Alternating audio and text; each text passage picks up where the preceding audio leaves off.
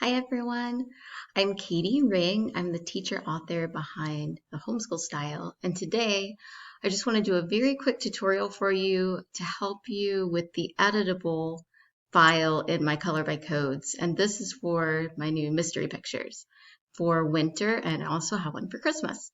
I get a lot of questions about sometimes about how to open the files or how to edit, so I thought maybe this would help. So first, I'm just going to go into my downloads and I'm going to look for the file. So on this one will be the snowman file. So this one definitely has smaller spaces than my regular color by codes. So I just wanted to help you all a little bit. I'm just going to use a CVC word on this one. We'll just use pop for an example.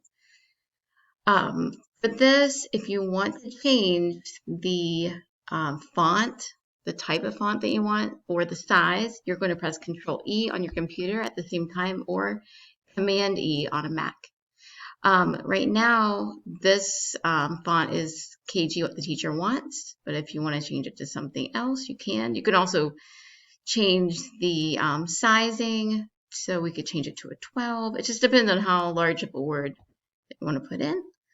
So we can do that and then just X out. So after we X out, we can just put some other words in if we want to. You could also, this would be great for letters.